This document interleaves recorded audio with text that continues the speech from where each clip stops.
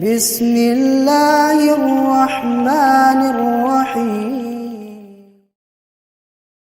الحمد لله رب العالمين وبه نستعين على أمور الدنيا والدين والصلاة والسلام على أشرف الأنبياء والمرسلين نبينا محمد وعلى آله وصحبه أجمعين ومن اهتدى بهداه واتبع أثره إلى يوم الدين أما بعد معاشر المسلمين والmuslimat ayyuhal ikhwah wal akhwat yang semoga senantiasa dirahmati dan diberkahi oleh Allah Subhanahu wa taala. Alhamdulillah, Allah Subhanahu wa taala banyak memberikan nikmat kepada kita di mana kita tidak akan sanggup untuk menghitung nikmat-nikmat tersebut. Wa in ta'uddu nikmatallahi la tuhsuha.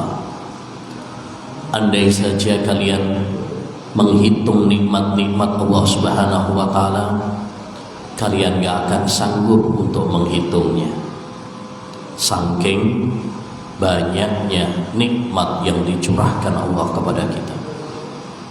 Kita bisa bernafas, kita bisa berjalan, bisa makan, bisa tidur, dan yang tidak kalah pentingnya, kita bisa melangkahkan kaki kita menuju taman-taman surga dunia, menuju rumah-rumah Allah Subhanahu wa taala yang mulia.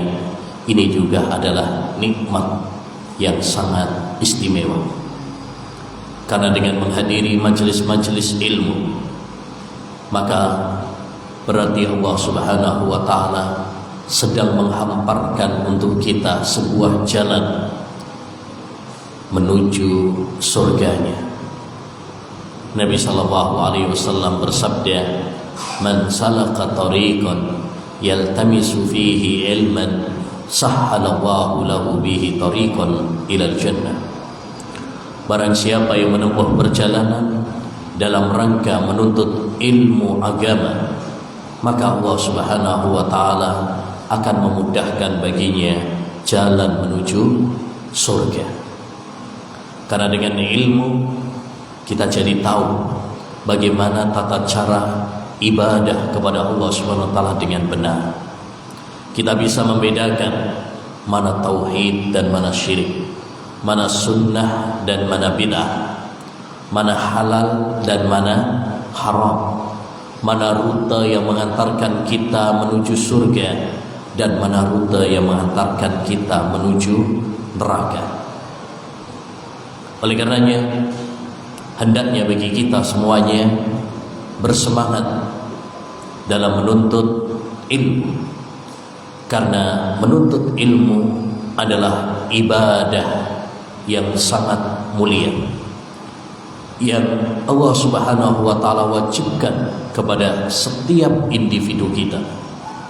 Talabul ilmi fariidatun ala kulli muslim. Menuntut ilmu adalah kewajiban bagi setiap muslim. Kenapa? Karena kita diciptakan oleh Allah Subhanahu wa taala di dunia ini untuk beribadah. Bukan untuk hanya sekedar makan, minum, dan bersenang-senang saja. Allah Subhanahu wa taala berfirman, "Wa ma khalaqtul jinna wal insa illa liya'budun." Tidaklah saya ciptakan jin dan manusia kecuali agar mereka beribadah. Dan ibadah tidak diterima oleh Allah Subhanahu wa taala kecuali dengan dua syarat. Yang pertama, ikhlas lillahi jalla wa ala, seorang beribadah semata-mata karena Allah Subhanahu wa taala. Dan yang kedua, beribadah sesuai dengan tuntunan Rasulullah sallallahu alaihi wasallam. Sebagaimana kata Nabi, "Man amila amalan laisa alaihi amruna fahuwa raddun."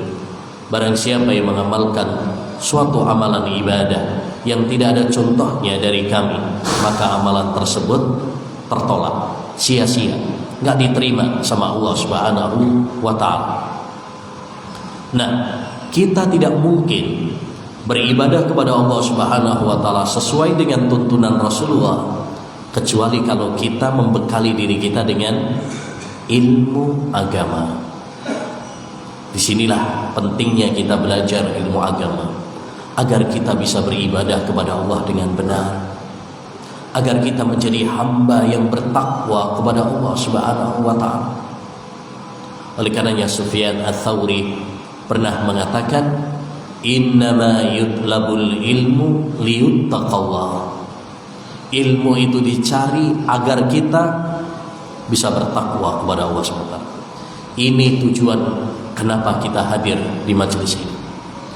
Ini ya visi misi kita belajar ilmu agama, bukan hanya untuk ya kumpul-kumpul saja, bukan hanya sekedar ya menghilangkan kangen, tapi kita hadir di majelis ilmu tujuan utamanya adalah memperbaiki diri kita agar kita menjadi hamba yang lebih baik, yang bertakwa kepada Allah Subhanahu wa Ta'ala, melaksanakan perintah-perintahnya dan menjauhi larangan-larangannya sebagai bekal ya perjalanan menuju surga. Wa tazawwadu fa inna khairaz zadit taqwa. Berbekalah oleh kalian wahai umat manusia, dan sebaik-baik bekal menuju kampung akhirat adalah bekal takwa. Ini sebaik-baik bekal. Kita semuanya pada hakikatnya adalah orang-orang yang bepergian, sedang melakukan perjalanan. Dan orang kalau melakukan perjalanan pasti butuh bekal. Ya. Kata Umar bin Abdul Aziz, likulli safarin zad fatazawwadu li safarikum minad dunya ilal akhirah bitaqwallah. Setiap perjalanan itu butuh perbekalan, maka berbekalah kalian wahai umat manusia untuk perjalanan kalian dari dunia menuju kampung akhirat dengan bekal takwa kepada Allah Subhanahu wa Ta'ala. Ya, ma'asyiral muslimin wal muslimat rahimani wa rahimakumullah. Tidak ada nikmat yang lebih besar daripada kita bisa ngaji ilmu agama. Oleh karenanya ketika Allah Subhanahu wa Ta'ala memberikan kemudahan kepada kita untuk bisa duduk di majelis ilmu, ya, mendengarkan ayat-ayat Al-Quran, mendengarkan hadis-hadis Nabi Sallallahu Alaihi Wasallam, maka hendaknya bagi kita untuk bersyukur, hendaknya bagi kita untuk bergembira. Kenapa? Karena berarti Allah Subhanahu wa Ta'ala sedang menghendaki kebaikan untuk kita. Bukankah Nabi Sallallahu Alaihi Wasallam bersabda, "May yuridillahu bi khaira yufaqihu fiddin." Barang siapa yang dikehendaki oleh Allah Subhanahu wa Ta'ala kebaikan untuknya, baik di dunia maupun akhirat, maka Allah akan fahamkan dia tentang agama.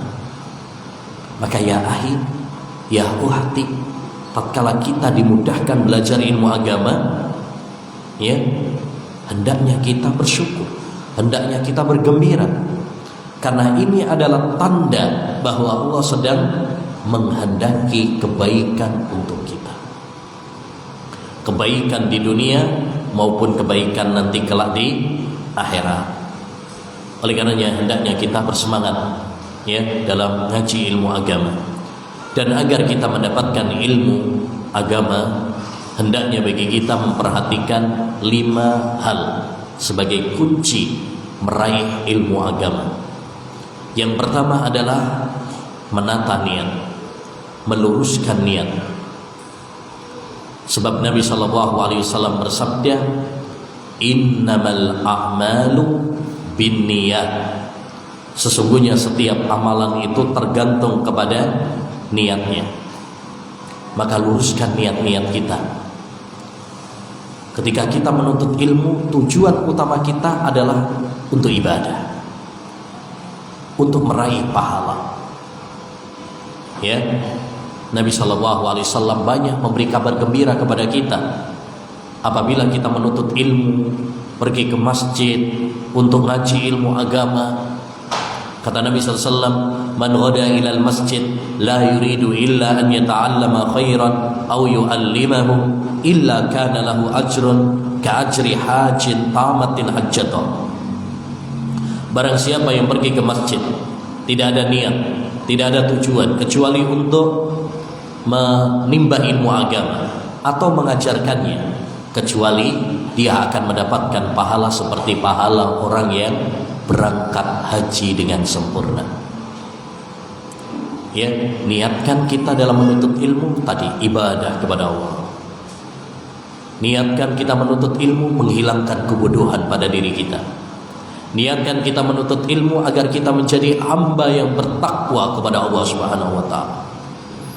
Agar kita menjadi hamba yang saleh, yang memperbaiki hubungan kita dengan Allah Subhanahu wa taala dan memperbaiki hubungan kita dengan sesama manusia. Ini yang pertama. Yang kedua, agar kita meraih ilmu agama, maka hendaknya bagi kita bersemangat. Kunci mendapatkan ilmu adalah semangat, bersungguh-sungguh. Tidak ada kata malas, tidak ada kata nyantai-nyantai. Nabi SAW bersabda, ihris ala ma yanfa'uka wasta'in billah wa la ta'jaz. Bersemangatlah kamu melakukan hal-hal yang bermanfaat bagimu dan mintalah pertolongan kepada Allah Subhanahu wa taala, serta wala ta'jaz, jangan kamu lemah, jangan kamu malas, jangan kamu berguguran di tengah jalan. Ini pesan Nabi SAW, yaitu agar kita bersemangat. Bayangkan, orang untuk mencari dunia saja mereka bersemangat. Lihat para pemburu dunia, lihat orang-orang yang mengejar dunia, ya, mereka bangun tengah malam untuk bisnisnya, untuk dagangannya, perniagaannya, ya. Dia tidak mengenal lelah, dia banting tulang, meras keringat. Kalau untuk mengejar dunia yang hina saja orang harus bersemangat, apalagi untuk mengejar surga, maka kita harus bersemangat. Dahulu para ulama salaf memberikan potret yang sangat menawan tentang bagaimana seharusnya semangat dalam menuntut ilmu. Mereka melakukan perjalanan jauh hanya untuk mendapatkan satu hadis, berbulan-bulan lamanya hanya untuk mendapatkan satu hadis. Ada yang sampai kencing darah, ada yang sampai kelaparan, ada yang sampai mati. Ya, ini maka hendaknya bagi kita untuk bersemangat dalam menuntut ilmu. Yang ketiga, kunci mendapatkan ilmu adalah doa. Doa adalah kunci semua kebaikan. Sebagaimana dikatakan oleh Syekhul Islam Taimiyah rahimahullah, ad-du'a'u miftahu kulli khairin fid dunya wal akhirah. Doa itu adalah kunci semua kebaikan di dunia dan di akhirat. Karena semua kebaikan di tangan Allah Subhanahu wa taala. Kita tidak mungkin mendapatkan kebaikan kecuali jika Allah mengizinkannya.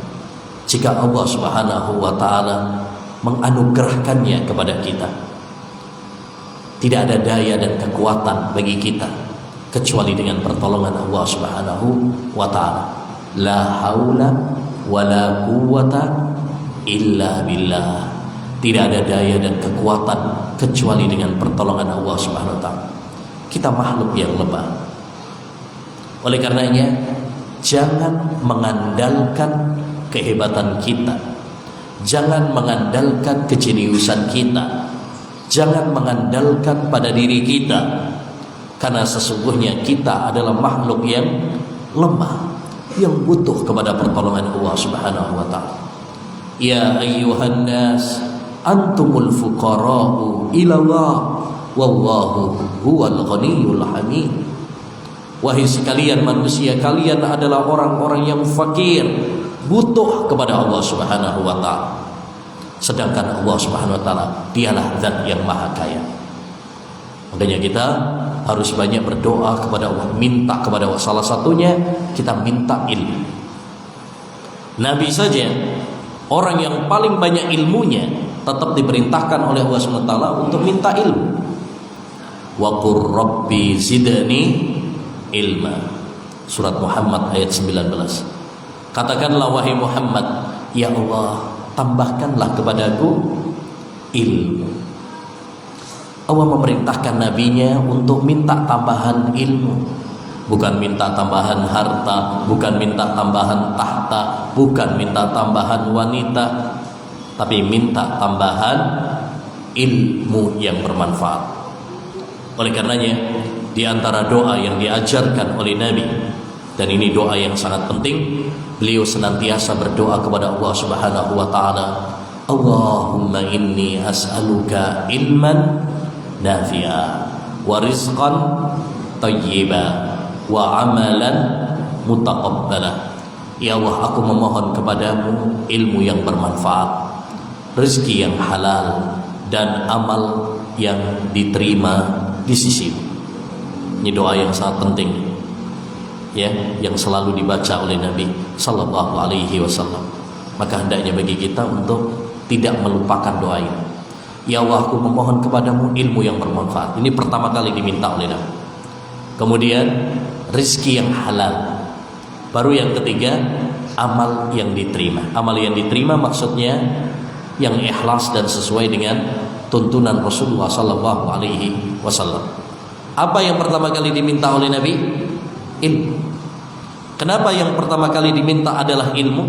Karena dengan ilmu kita bisa membedakan mana rezeki yang halal dan mana rezeki yang haram, mana amalan yang diterima dan amalan yang tidak diterima, ya, sehingga kita butuh kepada lentera cahaya ilmu agama.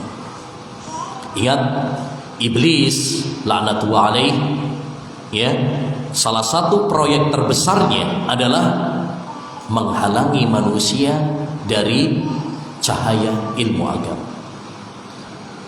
Karena manusia apabila memiliki cahaya ilmu agama, sulit untuk disesatkan oleh iblis. Tapi apabila, ya, mereka tidak memiliki cahaya ilmu agama, ya, maka iblis dengan mudah akan menyesatkan anak manusia. Oleh karenanya kata Imam Ibnul Jauzi, proyek iblis yang pertama kali adalah menjauhkan manusia dari ilmu agama. Yang keempat, agar kita meraih ilmu agama, maka hendaknya bagi kita ayyuhal ikhwah, ya, untuk sabar.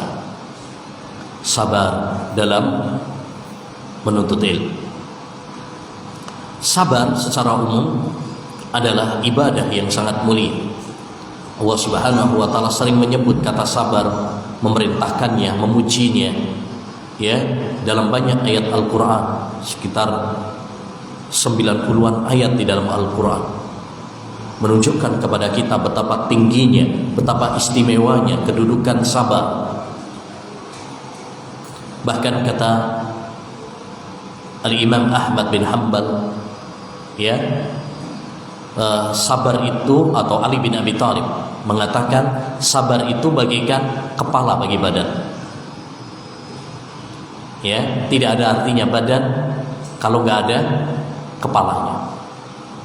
Demikian juga seorang, ya, dalam hidupnya dia butuh kepada kesabaran. Salah satunya adalah sabar dalam menuntut ilmu. Kita tidak akan mendapatkan ilmu kalau kita tidak sabar. Mari kita perhatikan Nabi Musa alaihissalam tatkala mau belajar kepada Khidir dalam surat Al-Kahfi, Allah katakan apa? Satajiduni insyaallahu sabira wala a'si laka amra. Kau akan dapati aku termasuk orang yang sabar dan orang yang tidak bermaksiat kepadamu. Maka kunci mendapatkan ilmu adalah sabar. Sabar duduk dalam majelis ilmu, sabar mendengarkan, sabar mencatat, sabar memahami, sabar menghafal, sabar mengulang pelajaran, mengulang ilmu, ya, sabar mengeluarkan harta. Namanya menuntut ilmu butuh harta, ya, butuh pengorbanan. Sabar butuh waktu yang lama, karena belajar ilmu agama itu tidak cukup hanya sehari, seminggu, sebulan, setahun, ya.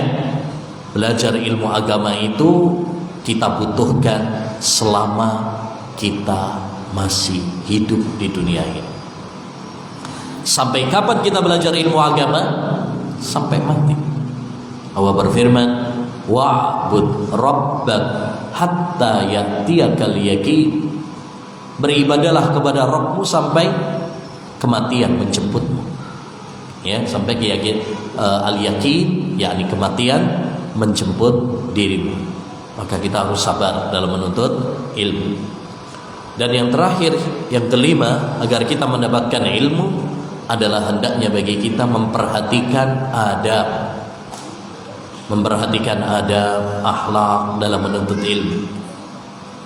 Yusuf bin Asbaq pernah mengatakan, bil adabi tafhamul ilm. Dengan adab engkau akan mendapatkan ilmu. Oleh karenanya para ulama salaf dahulu mereka sangat memperhatikan masalah adab ini.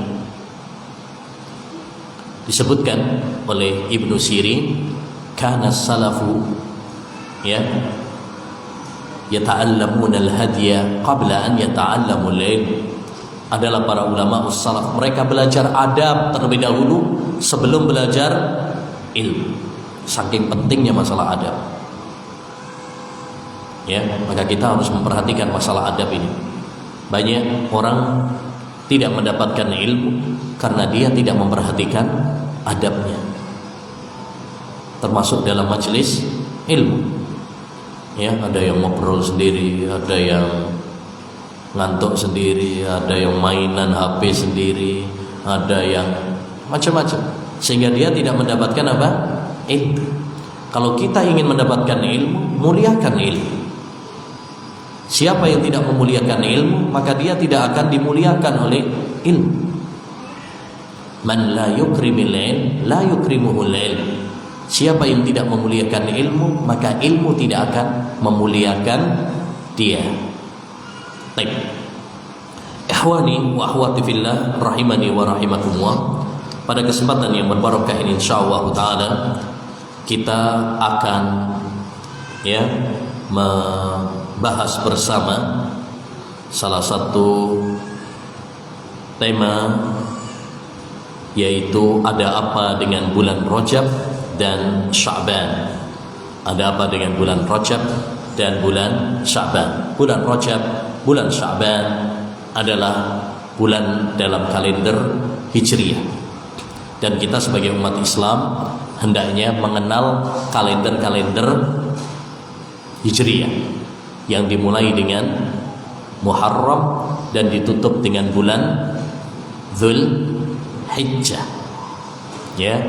Nah, kadang sebagian umat Islam kenalnya kalender Masehi, ya, Agustus, Mei ngerti, tapi kalau yang bulan Hijriah malah nggak ngerti.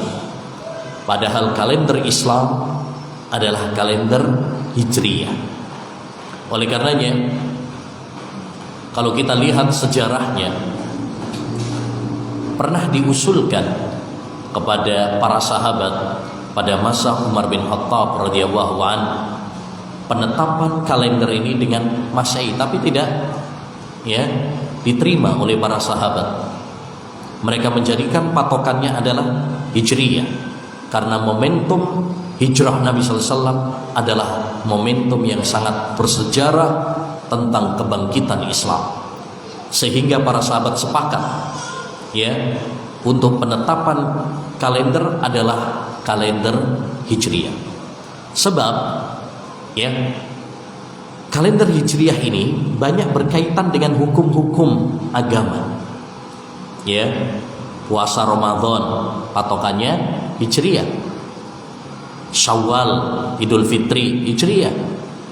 Idul Adha, hari Arafah, hari Asyura patokannya Hijriyah.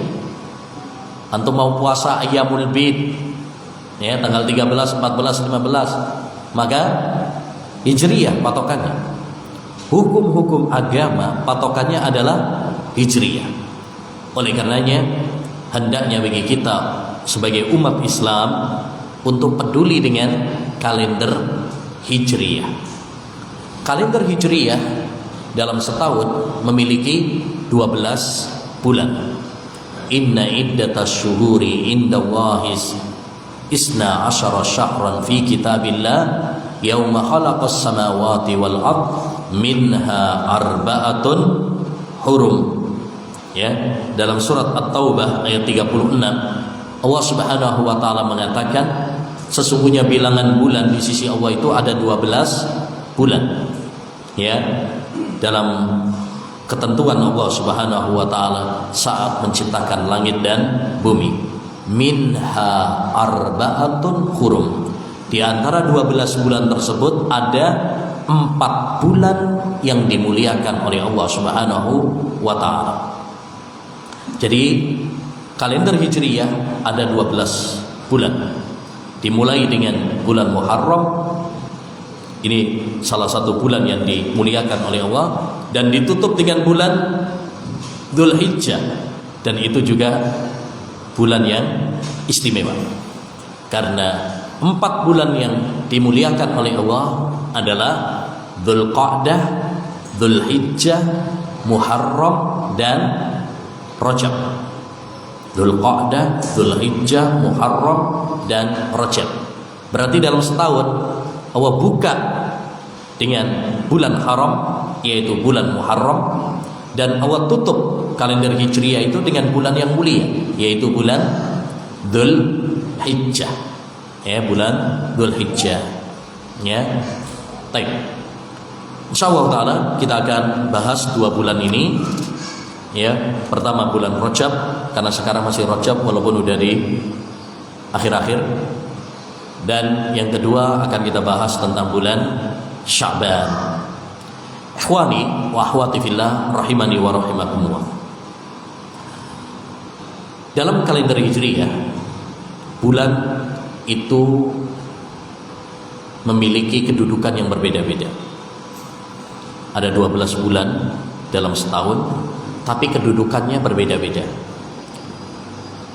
Allah Subhanahu wa taala jadikan sebagian bulan lebih mulia daripada bulan yang lain. Allah jadikan sebagian hari lebih mulia daripada hari-hari yang lain. Hari Jumat lebih mulia dibandingkan hari ini. Allah jadikan sebagian malam lebih baik daripada malam-malam yang lain, seperti malam Lailatul Qadar. Tujuannya apa? Allah jadikan bulan itu bertingkat-tingkat keutamaannya. Tujuannya adalah agar kita berlomba-lomba di dalam kebajikan, agar kita bersemangat memanfaatkan momentum keutamaan tersebut ya dalam rangka mendekatkan diri kita kepada Allah Subhanahu wa taala. Ya. Jadi Allah Subhanahu wa taala menjadikan sebagian bulan, sebagian waktu, sebagian tempat lebih utama daripada yang lain. Tujuannya itu agar kita ya bersemangat berlomba-lomba di dalam kebajikan.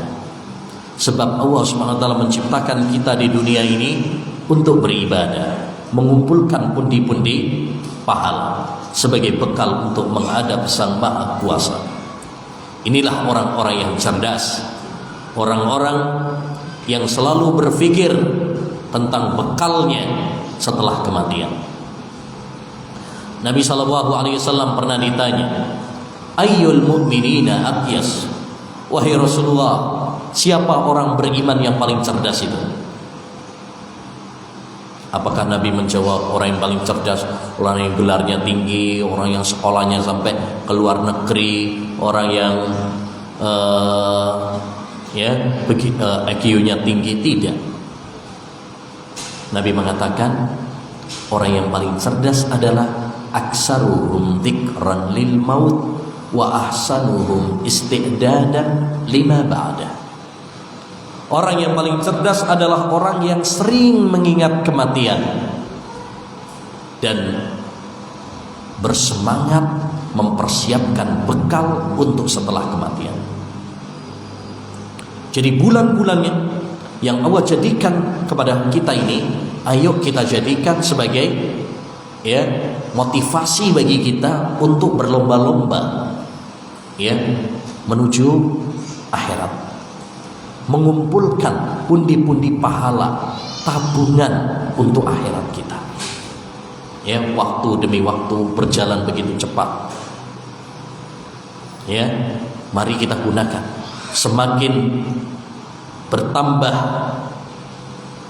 bulan, bertambah tahun, ingat berarti bertambah kurang jatah umur kita. Makanya aneh kalau ada orang itu ngerayakan ulang tahun. Itu lucu sebenarnya. Kenapa lucu? Karena harusnya kita itu kalau bertambah tahun harusnya malah sadar bahwa berarti jatah umur kita semakin berkurang, ajal kita semakin dekat. Apa layak kemudian kita bergembira sedangkan ajal kita semakin dekat bagi kita. Nah, ini tradisi ikut-ikutan oleh orang-orang kafir, orang-orang barat. Sedangkan Nabi SAW mengingatkan kepada kita, man tashabbaha biqaumin fahuwa minhum. Barang siapa yang menyerupai suatu kaum, maka dia termasuk golongan mereka. Baik, kita akan bahas yang pertama tentang Rajab terlebih dahulu.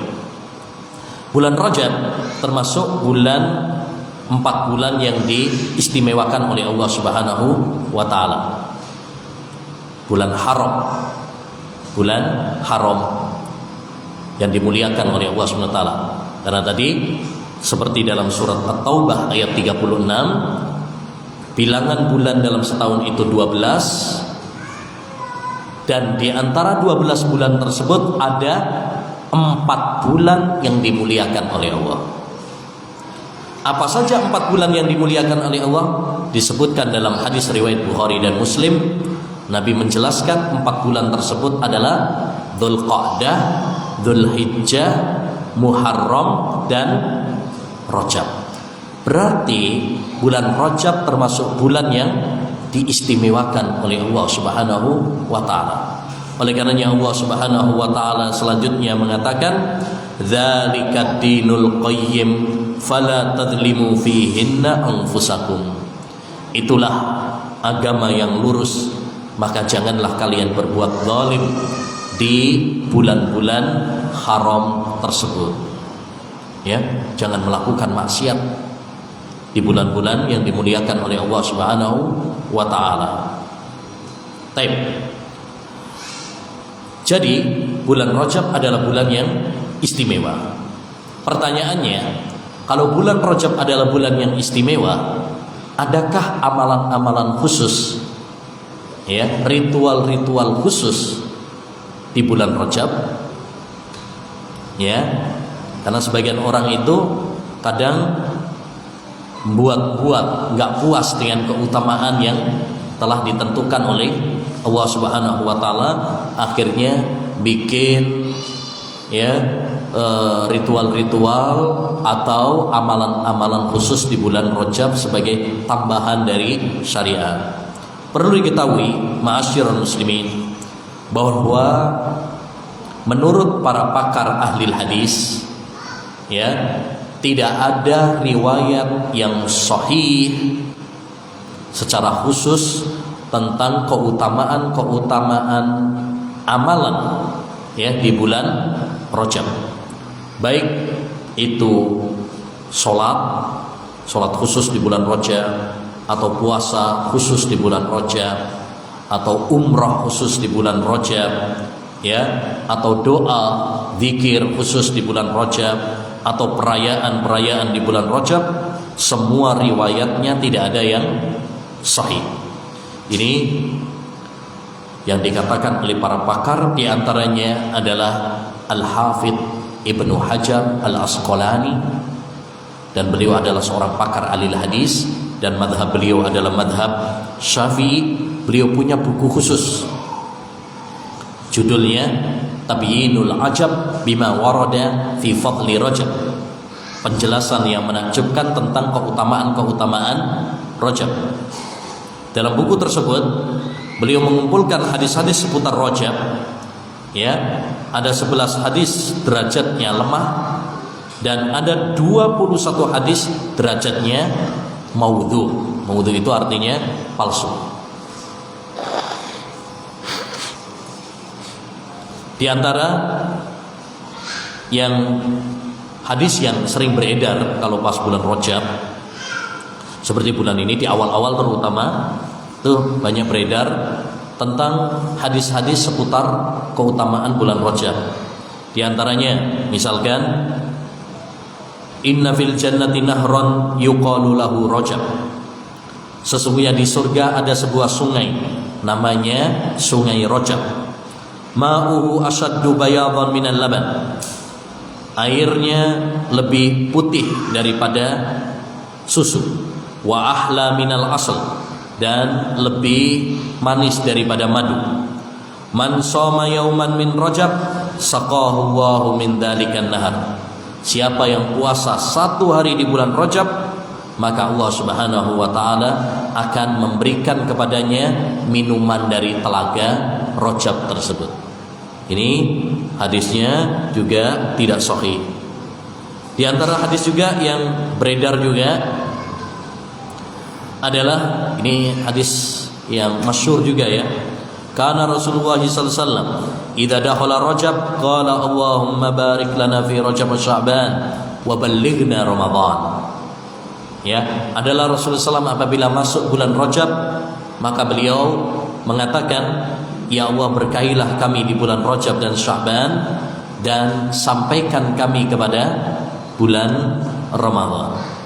Ini sering, Allahumma barik lana fi Rajab wa Sya'ban wa ballighna Ramadan. Ternyata hadisnya tidak sahih dari Nabi sallallahu alaihi wasallam. Dan hadis kalau enggak sahih dari Nabi, tidak boleh kemudian kita sandarkan kepada Nabi. Karena kalau kita sandarkan kepada Nabi padahal tidak sahih, berarti kita berdusta kepada Nabi sallallahu alaihi wasallam. Ya, man kadzaba alayya muta'ammidan falyatabawwa maq'adahu minan nar. Siapa yang berdusta kepada saya, kata Nabi SAW, secara sengaja, silahkan dia membooking tempat duduknya di neraka. Contoh yang lain, Rajab syahru wa Sya'banu syahri wa Ramadhanu syahru ummati. Rajab adalah bulannya Allah, Sya'ban adalah bulanku, dan Ramadan adalah bulannya umatku. Ini juga hadisnya ya maudhu, palsu. Ya, palsu. Dan masih banyak lagi hadis-hadis yang beredar, yang banyak beredar tentang keutamaan bulan Rajab, padahal hadisnya tidak sahih dari Nabi sallallahu alaihi wasallam. Maka wajib bagi kita untuk hati-hati. Ya, terutama biasanya di Facebook, di WhatsApp. Kalau masuk bulan Rajab banyak beredar. Ya, karena sekarang salah satu media terbesar yang memasarkan ya hadis-hadis palsu seperti ini adalah media sosial, entah itu WhatsApp, entah itu Facebook, ya, dan yang lainnya. Maka kita harus waspada, karena hadis-hadis yang tidak sahih dari Nabi SAW ya tidak boleh dinisbatkan kepada Nabi. Kalau kita menisbatkannya kepada Nabi, berarti kita berdusta kepada Nabi Shallallahu Alaihi Wasallam. Ya, gara-gara hadis yang dhaif, gara-gara hadis yang palsu, akhirnya banyak orang terjatuh kepada kebid'ahan. Banyak orang melakukan perkara-perkara baru, amalan-amalan yang tidak dicontohkan oleh Nabi dan para sahabatnya. Di antaranya salat rohaib. Salat rohaib itu salat malam Jumat pertama bulan Rajab antara maghrib dan isya. Didahului puasa hari Kamis dulu. Ya, kemudian dikerjakan sebanyak 12 rakaat. Setiap rakaat baca surat Al-Fatihah sekali, surat Al-Qadar, inna anzalnahu fi lailatul qadar 3 kali, kemudian surat Al-Ikhlas 12 kali. Ya, setiap rakaat itu. Setiap rakaat. Dan seterusnya. Ini salat yang disebut dengan salat rohaib, yang kadang diamalkan oleh sebagian masyarakat kita, ya, karena diajari oleh kiainya, ustadznya.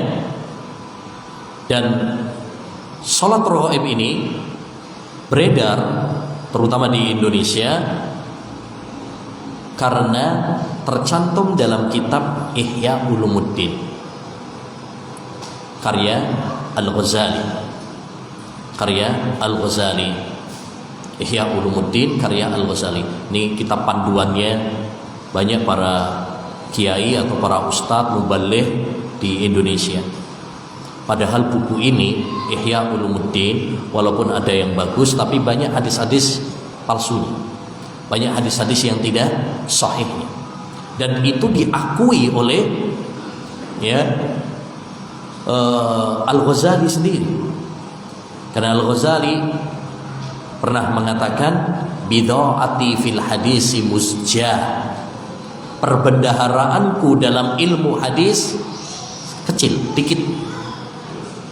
Artinya beliau bukan ahli hadis. Makanya para pakar ahli hadis, ya, seperti Al-Iraqi, gurunya Ibnu Hajar Al-Asqalani, atau As-Subki, seorang yang bermadzhab Syafi'i, banyak mengkritisi kitab hadis-hadis yang ada dalam Ihya Ulumuddin. Maka jangan tertipu dengan adanya salat rohaib ini, ya, walaupun terdapat dalam kitab Ihya Ulumuddin. Karena hadis yang berkaitan dengan salat rohaib adalah maudhu, palsu. Ya, maudhu itu adalah hadis yang di dalam sanadnya terdapat perawi yang kadzdzab, pendusta.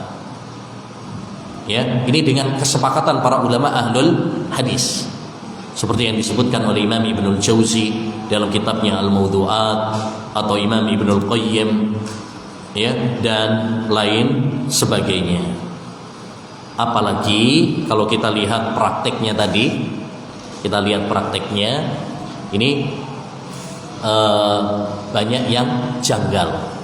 Pertama, dikhususkan pada malam Jumat, padahal ada larangannya dari Nabi sallallahu alaihi wasallam, la tahussu, ya, yaumal jum'ah aw lailatal jum'ah bisyamin aw qiyam. Jangan kalian mengkhususkan hari Jumat atau malam Jumat itu dengan sholat tertentu atau puasa tertentu. Justru ada larangannya. Ya, kemudian juga yang janggal juga adalah bacaannya. Al-Qadar 3 kali, kemudian Qul huwallahu ahad 12 kali.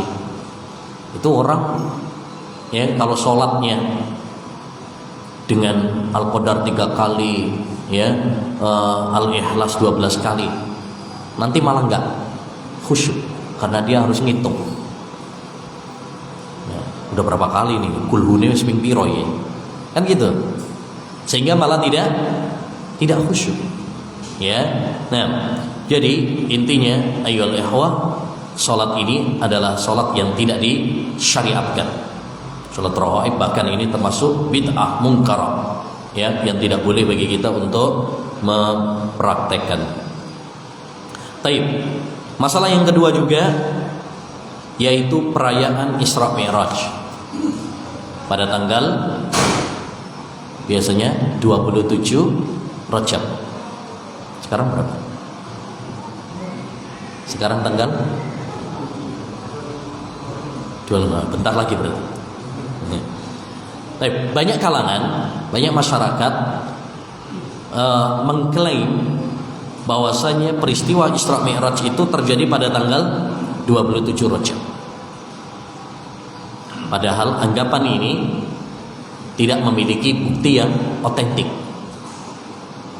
Tidak memiliki bukti yang otentik. Betul, Isra Mi'raj adalah peristiwa yang wajib kita imani. Ya, karena peristiwa Isra Mi'raj ditegaskan dalam Quran, ditegaskan dalam hadis, dan telah disepakati oleh para ulama.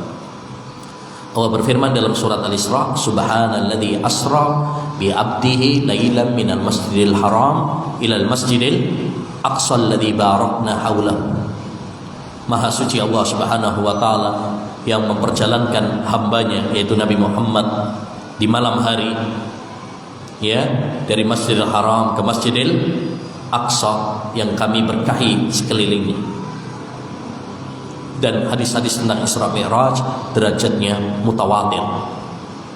Mutawatir itu apa? Hadis yang diriwayatkan dari jalur yang banyak sekali, yang tidak mungkin mereka bersepakat di atas kedustaan. Makanya para ulama sepakat Isra Mi'raj itu benar adanya. Ya, siapa yang mengingkarinya berarti dia mengingkari Quran, hadis, dan kesepakatan para ulama. Wajib bagi kita untuk percaya.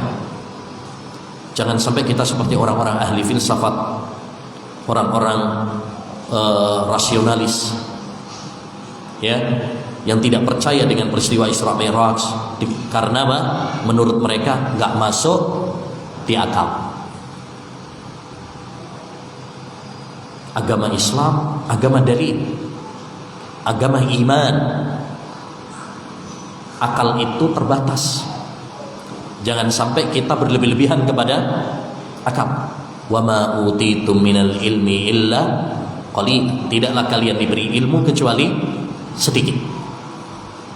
Jangan sampai kita mengingkari peristiwa Isra Mi'raj hanya karena akal kita belum nyampe kepadanya. Itu jangan sampai. Ya. Mari kita ambil ibrah dari sahabat Abu Bakar As-Siddiq radhiyallahu anhu. Saat Nabi SAW menceritakan Isra Mi'raj kepada orang-orang kafir Quraisy, mereka tertawa terbahak-bahak, terpingkal-pingkal. Mereka menyebut Nabi Muhammad majnun, ya, tambah, pendusta, gila, dan sebagainya.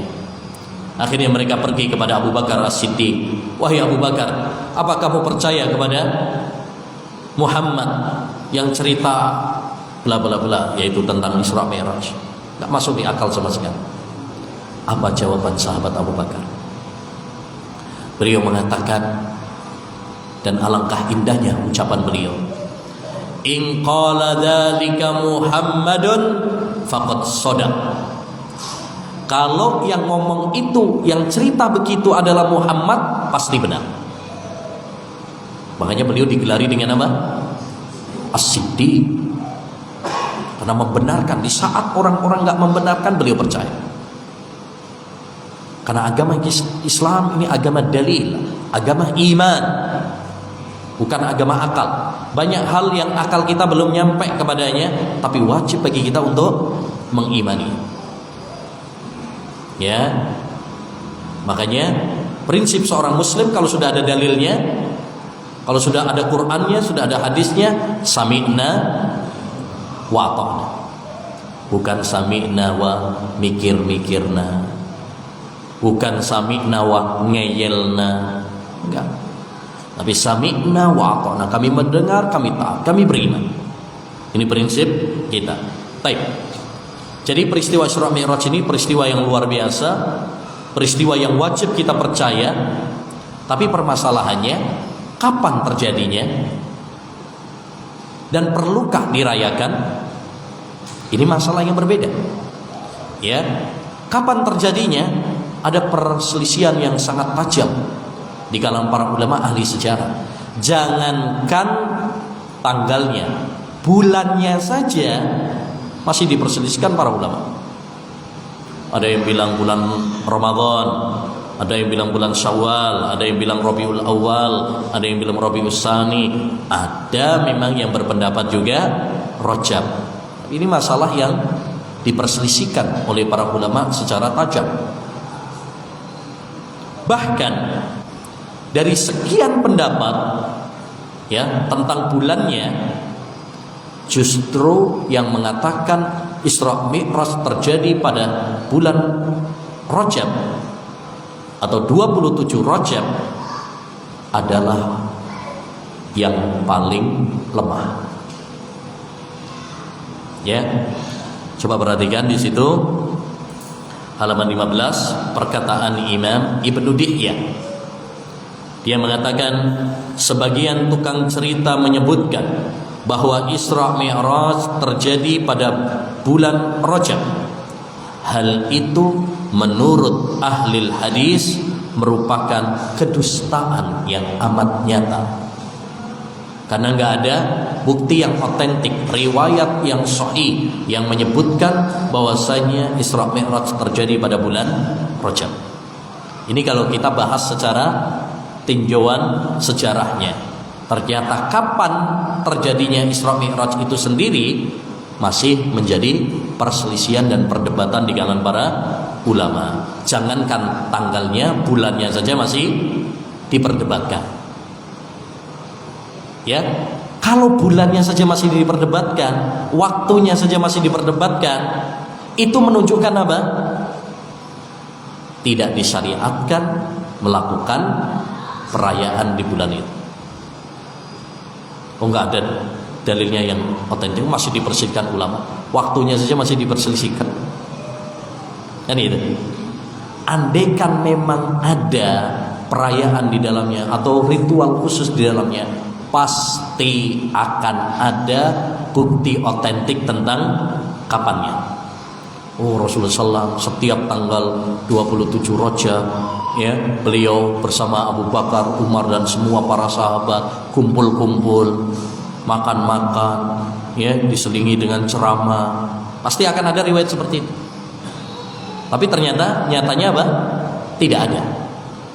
Jadi, ya, perayaan Isra Mi'raj ini ya tidak benar dari dua sisi. Sisi yang pertama dari sisi sejarah. Tidak ada bukti yang otentik bahwasanya peristiwa Isra Mi'raj adalah terjadi pada tanggal 27 Rajab. Kalau ada yang bisa membuktikan, qul hatu burhanakum in kuntum shadiqin. Bawakan bukti kalian jika kalian memang apa? Benar. Ya. Karena Islam ini ilmiah, bukan perasaan. Kita ilmiah. Ya. Yang kedua, anggaplah benar bahwasanya peristiwa Isra Mi'raj terjadi pada bulan Rajab atau tepatnya pada tanggal 27 Rajab. Anggaplah benar. Sekarang kita tanya lagi, apakah ada penukilan bahwa Nabi dan para sahabat melakukan perayaan Isra Mi'raj? Karena perayaan itu ibadah, bahkan syiar. Ya, syiar. Siapa yang mengatakan bahwa ada perayaan Isra Mi'raj, dia dituntut untuk mendatangkan dalil. Karena kaidah dalam masalah ibadah adalah hukum asalnya haram sampai ada dalil yang menetapkannya. Berbeda dengan masalah dunia. Kalau masalah dunia hukum asalnya apa? Boleh sampai ada dalil yang melarangnya. Tapi masalah ibadah tidak. Ya, hukum masalah ibadah aslinya nggak boleh sampai ada dalil yang mensyariatkan. Nabi SAW bersabda dalam riwayat Ibnu Hibban, "Idza kana syai'un min amri dunyakum fasya'nukum." Kalau urusan dunia kalian terserah kalian. Wa in kana min amri dinikum fa ilayya. Tapi kalau untuk urusan agama kalian, ibadah, maka harus ya mengikuti tuntunan dari saya. Ya. Baik. Jadi ini dua tinjauan. Mosok Isra Mi'raj peristiwa yang istimewa tapi nggak diketahui kapannya. Ya bisa saja. Ya. Karena ibadah itu ada yang sudah diketahui waktunya karena memang ada ibadahnya. Ya, seperti misalkan Ramadan untuk puasa sudah ditentukan cara penetapannya 1 Ramadan dengan melihat hilal atau menggenapkan Sya'ban 30 hari. Cara penetapannya sudah diatur. Ya, salat sudah ditentukan waktunya karena memang ada ibadahnya. Ada ibadah itu yang tidak diketahui. Ya, yang tidak diketahui waktunya karena memang nggak ada ritualnya. Seperti Isra Mi'raj, dia waktu yang istimewa, itu peristiwa yang benar adanya, tapi kapannya wallahu a'lam. Ya, kenapa Allah sembunyikan? Karena memang nggak ada ritualnya. Ya. Yang ketiga, ada ibadah itu istimewa, ya, tapi Allah Subhanahu wa taala perintahkan kita untuk mencarinya, tapi nggak ditentukan waktunya kapan, yaitu malam Lailatul Qadar misalkan. Ada ibadahnya, cuma nggak ditentukan tanggal sekian enggak, supaya kita berlomba-lomba. Intinya, ma'asyiral muslimin rahimani wa rahimakumullah, ya, Isra Mi'raj itu adalah peristiwa yang benar adanya, peristiwa yang mencengangkan, menakjubkan, ya, tapi tidak diketahui kapan waktunya. Dengan demikian tidak disyariatkan bagi kita untuk apa? Melakukan perayaan, karena perayaan itu ibadah. Ya, perayaan itu adalah ibadah syiar. Dan ibadah harus berdasarkan dalil, bukan berdasarkan hawa nafsu, bukan berdasarkan apa kata banyak orang, bukan berdasarkan perasaan. Ya, orang kan kadang, wah, ini menurut saya bagus. Ya, menurut saya perasaan berarti. Agama itu bukan pakai perasaan, tapi pakai dalil. Ya, pakai dalil. Baik. Selanjutnya, mengkhususkan puasa di bulan Rajab. Ini juga tidak ada dalil khusus, ya, puasa di bulan Rajab tidak ada. Ya, kata Syekhul Islam Taimiyah, adapun mengkhususkan puasa di bulan Rajab, seluruh hadisnya lemah dan palsu. Ahlul ilmu tidak menjadikannya sebagai sandaran sedikit pun. Ya, jadi tidak tidak boleh mengkhususkan puasa Rajab dengan puasa tertentu. Tapi kalau antum puasa secara umum, puasa Senin Kemis, puasa Daud, puasa Ayyamul Bid, ya, maka tidak mengapa. Tapi kalau puasa, ya, karena mengkhususkan, puasa apa ini? Puasa Rajab. Nah, ini biasanya ada orang gitu kan, puasa apa? Puasa Rajab. Itu tidak ada dalilnya. Karena untuk mengkhususkan ibadah di suatu waktu itu dalil. Jangan bilang kan yang penting kan niatnya baik. Kan puasa kan baik, niatnya baik. Innamal a'malu bin niat. Setiap amalan itu tergantung kepada niatnya. Kita bilang memahami hadis jangan cuma pakai satu hadis saja. Harus disempurnakan dengan hadis yang lainnya.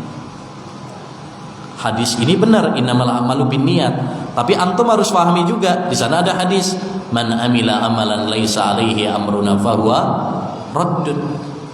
Ya, barang siapa yang melakukan suatu amalan ibadah yang tidak ada contohnya dari kami, maka amalan tersebut tertolak, sia-sia. Sampean kasihan, udah capek-capek puasa, nggak taunya nggak diterima. Ya, udah lapar, udah haus, tapi nggak diterima. Ini orang sekarang banyak, ya, lebih memilih beribadah pakai hadis yang lemah, pakai hadis yang palsu, malah meninggalkan yang sahih. Lucu. Dan itulah cara iblis menyesatkan anak manusia. Ya. Padahal di dalam hadis-hadis yang sahih, kalau kita mau ngamalkan yang sahih itu sudah capek, Pak. Kita belum tentu sudah rajin Senin Kemis puasa Daud. Padahal ini jelas-jelas sahih Ayyamul Bid. Kenapa kita nggak mengamalkan yang sahih saja? Ya. Kata Imam Ibnul Mubarak, fi sahihil manqul sughlun an saqimi. Dalam mengamalkan yang sahih itu sudah menyibukkan kita dari mengamalkan yang enggak sahih. Jadi kita ngamalkan yang sahih saja itu udah sibuk, udah capek. Ngapain? Ngamalkan yang pakai hadis-hadis yang palsu. Mau sampean kalau misalkan nih suruh milih. Ya, suruh milih. Uang asli apa uang palsu? Pasti milih yang asli. Beras asli apa beras palsu? Ya, pasti milih yang asli. Terus kenapa dalam masalah agama ya pilih hadis asli atau hadis yang palsu? Kok milihnya palsu? Kan aneh. Ya, aneh. Harusnya kita cukuplah beramal dengan yang sahih saja. Hadis-hadis yang sahih dari Nabi sallallahu alaihi wasallam, tidak perlu mengamalkan yang tidak sahih dari Nabi sallallahu alaihi wasallam. Ya, kasihan sudah habis waktu, tenaga, harta, ya ternyata sia-sia. Baik. Kemudian juga sembelihan di bulan Rajab. Ya, sembelihan Rajab. Ini juga tidak ada dalilnya. Ini kebiasaan orang-orang jahiliyah dahulu.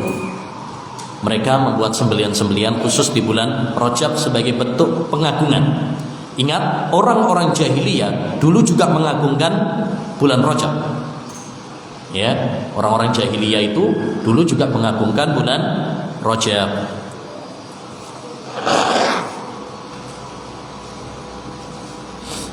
Baik. Oleh karenanya Nabi sallallahu alaihi wasallam menghapus hal ini. Ya, dalam hadis la fara'a wala atira. Ya, la fara'a wala atira. Dalam hadis yang lain la atira wala fara'a fil Islam. Tidak ada fara' dan tidak ada atira. Fara' itu artinya kata Imam Abu Dawud, unta yang disembelih orang-orang jahiliyah dahulu untuk dipersembahkan kepada tuhan-tuhan mereka. Lalu ya mereka makan. Adapun atirah ini sembelihan pada 10 hari pertama bulan Rajab. Nah, jadi kalau ada sembelihan-sembelihan yang khusus di bulan Rajab, ya maka ini tidak diperkenankan. Tapi kalau antum nyembelih karena misalkan ada rezeki atau akikah, ya atau ada tamu misalkan, maka tidak mengapa.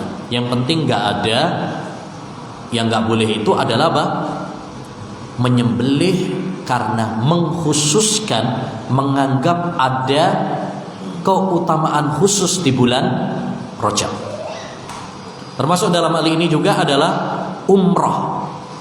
Sebagian orang menganggap kalau umrah di bulan Rajab berarti ada keistimewaannya secara khusus. Tidak ada. Tidak ada secara khusus, tidak ada ya. Tapi kalau antum pas umrah di bulan Rajab, alhamdulillah enggak ada masalah juga. Ya, yang salah adalah kalau antum meyakini ada keistimewaan khusus. Seperti tadi, kita bukan melarang mutlak orang puasa di bulan Rajab. Silahkan, tapi jangan sampai ada niat khusus ya karena ada keutamaan di bulan Rajab. Itu yang nggak boleh. Ya, adapun kalau antum mau puasa, niatnya apa? Senin Kemis. Puasa, niatnya puasa Daud. Gak ada masalah. Disinilah pentingnya niat. Innamal a'malu bin niat. Setiap amalan itu tergantung kepada niatnya.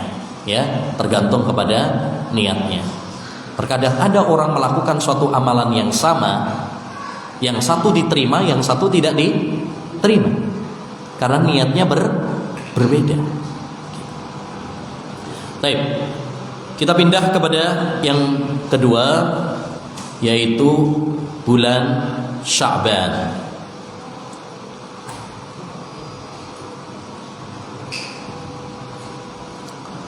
Bulan Sya'ban, ya, bentar lagi udah masuk bulan Sya'ban.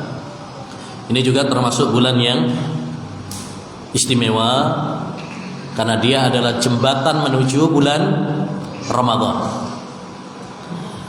Makanya jadikan bulan Sya'ban ini sebagai momentum untuk kita mempersiapkan diri, ya, sebelum Ramadan.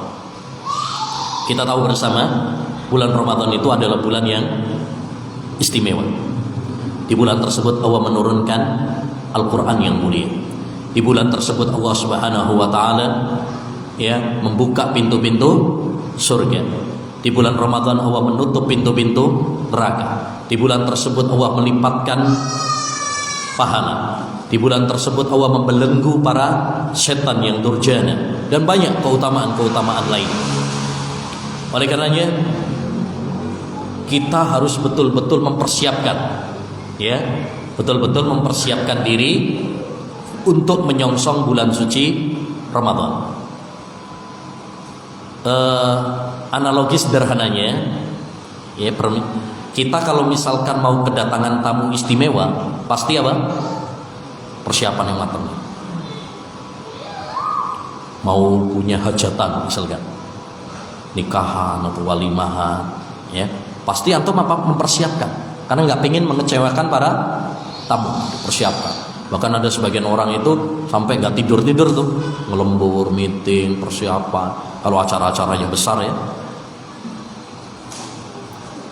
itu untuk menyambut tamu biasa. Apalagi kalau menyambut tamu istimewa seperti bulan suci Ramadan yang memiliki segudang keutamaan. Makanya mari kita persiapkan menyongsong bulan Ramadan ini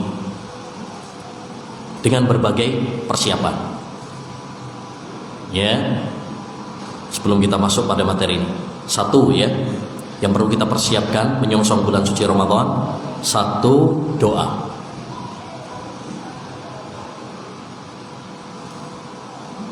Doa ini penting. Kenapa? Karena kita tidak pernah tahu kita nanti bisa ketemu bulan Ramadan apa enggak. Maka berdoalah, satu, supaya kita bisa diketemukan oleh Allah dengan bulan Ramadan. Betapa banyak saudara-saudara kita, tetangga kita, bahkan ustadz kita yang dahulu bersama kita, ya, sekarang sudah tiada. Dahulu ulama-ulama ussalaf, mereka berdoa 6 bulan lamanya supaya dipertemukan dengan bulan Ramadan. Kemudian berdoa kepada Allah SWT 6 bulan berikutnya supaya amal ibadahnya di bulan Ramadan diterima sama Allah SWT. Masya Allah, setahun berarti doa terus. 6 bulan, setengah tahun doa supaya dipertemukan dengan bulan Ramadan, setengah tahun berikutnya supaya amal ibadahnya diterima oleh Allah SWT. Juga kita berdoa kepada Allah SWT supaya diberi kekuatan dan kemudahan untuk mengisi bulan suci Ramadan dengan amal soleh. Kenapa demikian? Karena betapa banyak orang diberi kesempatan bertemu dengan bulan suci Ramadan, namun ternyata apa? Enggak dia gunakan kesempatan tersebut dengan sebaik-baiknya. Makanya kita minta kepada Allah, ya Allah, kalau Engkau memberi aku kesempatan bertemu dengan bulan Ramadan, bantu aku, tolong aku, ya, supaya aku bisa beribadah di bulan ini, bisa mengisi detik-detik bulan Ramadan dengan amal kebajikan. Yang ketiga, kita doa supaya amal ibadah yang sudah kita lakukan di bulan Ramadan diterima sama Allah. Jadi doanya 3 ini. 1, supaya dipertemukan dengan bulan Ramadan. 2, kalau dipertemukan dengan Ramadan supaya kita diberi kekuatan, kemudahan beramal soleh, mengisinya dengan amal soleh. Yang ketiga, agar amal-amal ibadah kita di bulan Ramadan nanti diterima sama Allah SWT. Maka nomor satu yang perlu kita lakukan menyongsong bulan suci Ramadan, doa. Yang kedua, ilmu. Siapkan diri kita dengan ilmu agama yang berkaitan tentang Ramadan. Ikuti pengajian-pengajian pembekalan tentang Ramadan. Baca lagi buku-buku seputar Ramadan. Dengarkan lagi kajian-kajian yang membahas tentang Ramadan. Penting. Sebagai apa? Sebagai bekal bagi kita untuk beribadah di bulan Ramadan dengan ilmu. Karena seperti kata Imam Al-Bukhari, bab al-ilmu qabla al-qawli wal amal. Ilmu itu sebelum berucap dan sebelum berbuat. Sebelum masuk bulan Ramadan, ilmui dulu, supaya amal ibadah kita sesuai dengan tuntunan Rasulullah. Karena kalau kita nggak punya ilmu, bisa jadi nanti melakukan amal-amal ibadah di bulan Ramadan tapi ternyata salah. Entah itu bid'ah, entah itu menyelisih sunnah, ya. Hati-hati. Ya. Banyak orang masih setiap tahun masuk bulan Ramadan tapi masih tetap juga melakukan kesalahan juga. Masih nawaitu saumahudin, masih menganggap bahwa akhir sahur itu adalah imsak. Berulang-ulang terus. Ya, tidak ada perkembangan karena nggak belajar ilmu agama. Andai kan kita belajar ilmu agama, insya Allah puasa kita akan lebih baik, lebih sesuai dengan tuntunan Rasulullah Sallallahu Alaihi Wasallam, lebih jauh dari kesalahan. Ya, yang kedua juga kenapa kita perlu mengulang lagi pelajaran tentang puasa supaya kita lebih bersemangat. Kalau kita tahu keistimewaan bulan suci Ramadan, kita akan lebih bersemangat. Karena tak kenal maka tak sayang. Orang yang nggak mengenal betapa istimewanya bulan Ramadan, dia nggak akan sayang sama bulan Ramadan. Al-jahilu yahsibud dhahaba nuhasa. Para ulama mengatakan orang yang jahil itu akan mengira emas cuma apa? Tembaga biasa. Anak kecil yang nggak ngerti uang, ya, kita kasih uang 100.000 dibuang gitu, ya, buat mainan, karena dia nggak ngerti kalau itu berharga. Banyak orang ketika diberi kesempatan oleh Allah bertemu dengan bulan Ramadan, dia hanya tidur-tiduran, dia hanya nonton, habisin waktunya untuk main HP dan sebagainya. Kenapa? Karena dia tidak mengerti tentang keistimewaan bulan suci Ramadan. Lihat ulama-ulama dulu. Tatkala mereka begitu menghargai bulan suci Ramadan, mereka bersemangat berlomba-lomba di dalam baca. Ya. Yang ketiga, yang perlu kita persiapkan juga adalah, ini yang menjadi pembahasan kita, melatih sejak sekarang, sejak bulan Rajab ini, sejak bulan Sya'ban ini, ayo kita latih, kita biasakan dengan ibadah. Ini perlu latihan. Supaya apa? Ketika masuk bulan Ramadan, kita sudah terbiasa. Pak, jiwa manusia kalau nggak dilatih, nggak dibiasakan, malas, pol. Maunya apa? Santai-santai. Belanda saya adol. Ya, tar aja. Malas. Harus dipaksa. An-nafsu katifli syabba ala hubbir radha'i wa in tuftimhu yang fatib. Jiwa manusia itu kayak bocah bayi. Maunya apa? Nyusu terus sama ibunya. Dilepas nangis, disapeh nangis. Tapi kalau dilatih, harus pas disapeh itu, ya, lama kelamaan juga apa? Bisa lepas. Begitu juga dengan diri kita. Hawa nafsu manusia seringkali mengajak kepada dosa, seringkali mengajak untuk malas dari ketaatan kepada Allah SWT.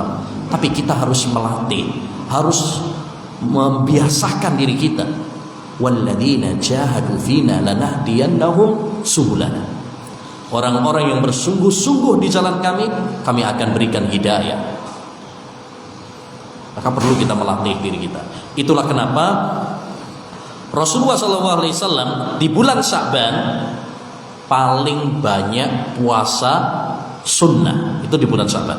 Perhatikan di situ halaman 23 kata Aisyah, "Ma ra'aitu Rasulullah sallallahu alaihi wasallam istakmala siyama syahrin illa Ramadan wa ma ra'aituhu aktsara siyaman minhu fi Sya'ban."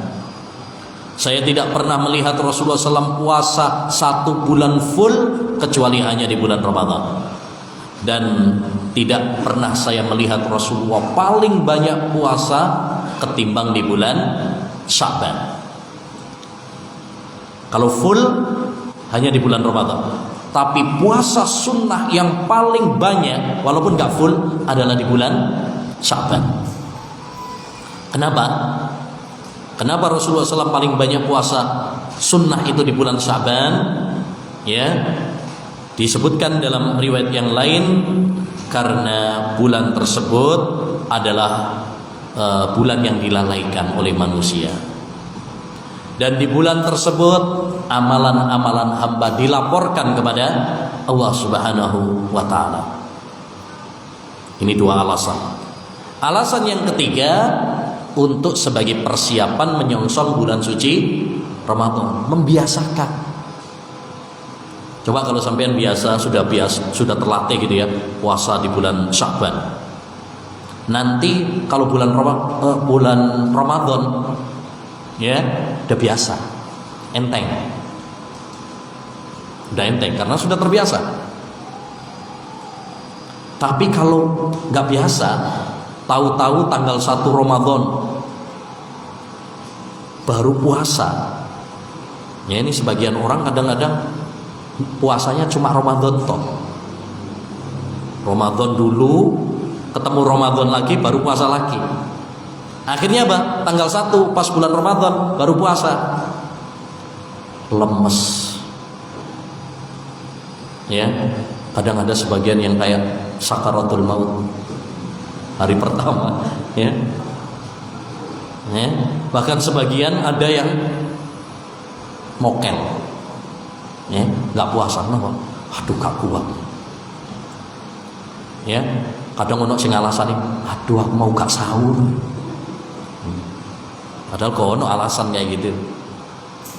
Nah ini makanya perlu apa? Melatih. Itulah kenapa Rasulullah di bulan Sya'ban paling banyak puasa. Di bulan Sya'ban itu untuk melatih. Ya, yang perlu kita latih juga apa? Baca Quran. Ini perlu dilatih. Ya. Kan bulan Ramadan itu bulannya Al-Qur'an ya. Syahrul Ramadan alladzi unzila fihil Qur'an. Bulan Ramadan adalah bulan diturunkannya Al-Qur'an. Perlu kita latih baca Quran sejak sekarang. Kita biasakan. Pak, orang nggak biasa baca Quran, nggak dilatih sejak sekarang, yakin bulan Ramadan abot bulan baca Quran. Apalagi zaman sekarang ini godaan baca Quran itu berat. Mau baca Quran, ono WA masuk, tit, sing dipoco WA ya.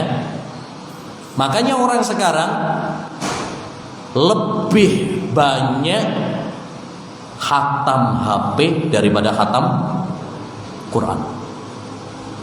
HP bisa kuat berjam-jam, utak-utak ya, mari Facebook, WhatsApp, YouTube, ya, Telegram, Instagram, Twitter, bah Google, gak mari-mari, ya.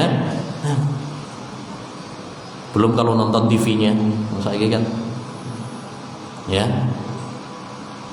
gak selesai-selesai. Jadi, masyarakat muslimin ini perlu kita latih. Perlu kita latih. Dulu ulama-ulama salaf dulu kalau sudah masuk bulan Sya'ban, ya, yang punya toko ditutup sampai segitunya. Supaya apa? Fokus baca Quran. Fokus baca Quran. Prai dhisik tukune. Masya Allah. Sampai segitunya. Waduh, apot kok ini. Saya nggak minta untuk nutup kayak ulama-ulama salaf dulu. Setidaknya, paling tidak apa? Ya, luangkan waktu kita untuk baca apa? Al-Quran. Latih. Ya, latih. Justru sing rame itu pas Ramadan, Ustaz. Nah, rame-rame ini orang beli itu pas Ramadan. Nah, disitulah bedanya kita dengan ulama-ulama salaf dulu. Dulu mereka Masya Allah, justru kalau Sya'ban, kalau bulan Ramadan itu udah mikirnya apa? Bahkan sebagian ulama dulu mereka ngumpulin uang, nabung uang supaya nanti kalau bulan Ramadan nggak kerja, fokus untuk ibadah. Itu kalau kita bisa seperti itu, Masya Allah, luar biasa, luar biasa. Karena memang kadang ibadah itu butuh apa? Butuh fokus. Ya, butuh fokus. Kalau terpecah-pecah, apalagi kita yang masih terikat, susah. Ya, susah. Kalau kita bisa seperti itu, luar biasa. Bagus. Ya. Jadi nabung ketika Ramadan, fokus untuk ibadah kepada Allah Subhanahu wa taala. Intinya kita perlu melatih ibadah, ya, sholat malamnya, ya, supaya nanti nggak kaget kalau pas sholat tarawih. Kemudian baca Qur'annya, puasanya, sodakohnya kita latih sejak sekarang. Wasyahru Ramadan sahruz zar'i. Bulan Rajab itu bulan nanam. Sya'ban bulan menyirami. Ramadan bulan panen. Jadi Ramadan tinggal panen aja, panen pahala. Bukan nanam. Itu baru awal nanam, enggak.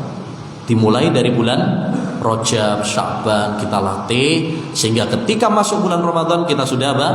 Terbiasa. Baik. Dan yang keempat yang perlu kita persiapkan menyongsong bulan suci Ramadan adalah taubat dan istighfar. Tinggalkan dosa-dosa. Kenapa? Karena dosa-dosa inilah yang memberatkan langkah kita dalam ibadah. Kita mungkin sering ya berangan-angan nanti bulan Ramadan, ya, tak usahakan khatam Al-Quran, baca Al-Quran. Ya, pas bulan Ramadan tarawih full, gak bakalan ada yang bolong. Kita sering berandai-andai seperti itu, pingin gitu. Tapi ternyata apa?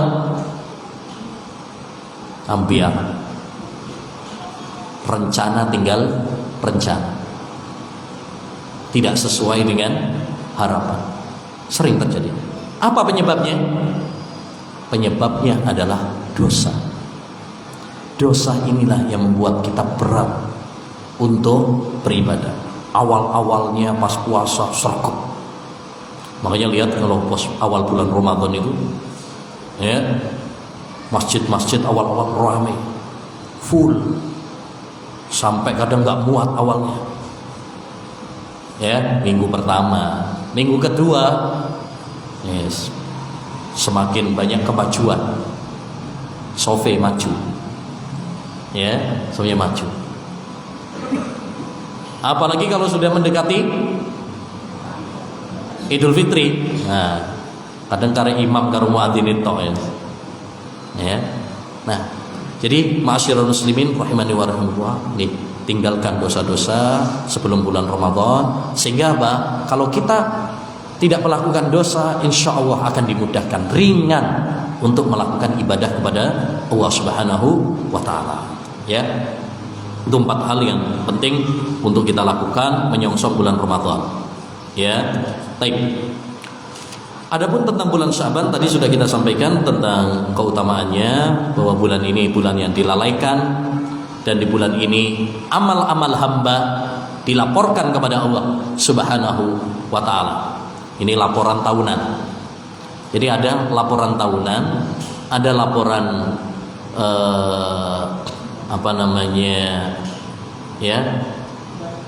bulanan, ada laporan harian, itu ada. Ya, ini laporan tahunan itu adalah di bulan ya Sya'ban, diangkat kepada Allah Subhanahu wa taala. Kalau mingguan yaitu hari ya Kamis ya, diangkat kepada Allah Subhanahu wa taala. Baik. Masalah yang berkaitan dengan Sya'ban yaitu pertama malam nisfu Sya'ban. Malam nisfu Sya'ban. Nisfu Sya'ban itu artinya separuh Sya'ban, 15 Sya'ban. Ya, apakah ada keistimewaan secara khusus? Ya, banyak riwayat tentang nisfu Sya'ban, tetapi kebanyakannya tidak sahih. Ada satu hadis yang diperselisihkan para ulama, sebagian para ulama mensahihkannya, yaitu yanzilullahu tabaraka wa ta'ala ila khalqihi lailatan nisfi min Sya'ban fayaghfiru li jami'i khalqihi illa li musyrikin aw musyahinin. Allah turun kepada hambanya ke langit dunia.